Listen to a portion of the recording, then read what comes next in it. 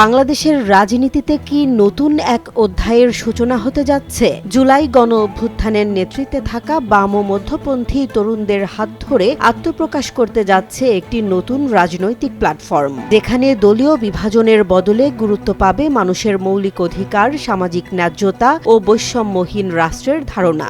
আগামী শুক্রবার রাজধানীর কেন্দ্রীয় শহীদ মিনারে আনুষ্ঠানিকভাবে আত্মপ্রকাশ করবে নতুন এই রাজনৈতিক প্ল্যাটফর্ম। বিকেল 3:30টার দিকে অনুষ্ঠিত হতে যাওয়া এই আয়োজনে বিভিন্ন মতাদর্শের তরুণ ছাত্রনেতা, লেখক, গবেষক এবং বিভিন্ন ধর্ম ও জাতি গোষ্ঠীর প্রতিনিধিরা অংশ নেবেন।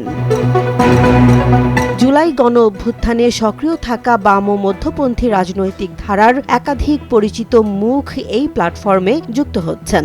এর মধ্যে রয়েছেন জাতীয় নাগরিক পার্টি এনসিপি থেকে পদত্যাগ করা অনিক রায়, মইনুল ইসলাম তুহিন ও অলিক মৃ। অনিক রায় ছিলেন ছাত্র ইউনিয়নের সাবেক সাধারণ সম্পাদক ও এনসিপির যুগ্ম আহ্বায়ক। লেখক ও অ্যাক্টিভিস্ট তুহিন খান ছিলেন এনসিপির যুগ্ম সদস্য সচিব, আর আদিবাসী ছাত্র সংগ্রাম পরিষদের সাবেক নেতা অলিক মৃ ছিলেন দলটির উত্তরাঞ্চলের যুগ্ম মুখ্য সংগঠক।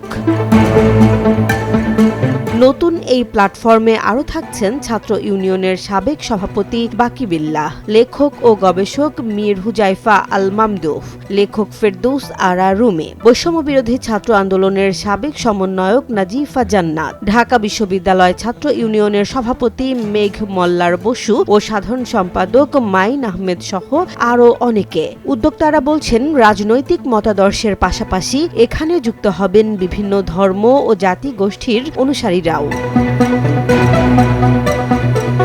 এই রাজনৈতিক উদ্যোগের পেছনে উদ্যোক্তাদের যুক্তি হল, বিশেষ বিশেষ মতাদর্শের নামে সমাজে বিভাজন ও অনৈক্য তৈরি হচ্ছে। তারা চান ধর্ম ও বর্ণ নির্বিশেষে সাধারণ মানুষের প্রয়োজনকে সামনে রেখে রাষ্ট্রীয় নীতি প্রণয়ন হোক। শিক্ষা, চিকিৎসা, কর্মসংস্থান সহ মৌলিক অধিকার নিশ্চিত করাই তাদের মূল লক্ষ্য। পাশাপাশি মতাদর্শিক ভিন্নতার কারণে সমাজের বিভিন্ন শ্রেণী ও পেশার মানুষের ওপর যেসব আক্রমণ হচ্ছে সেগুলো বন্ধ করার দাবিও জানিয়েছেন তারা।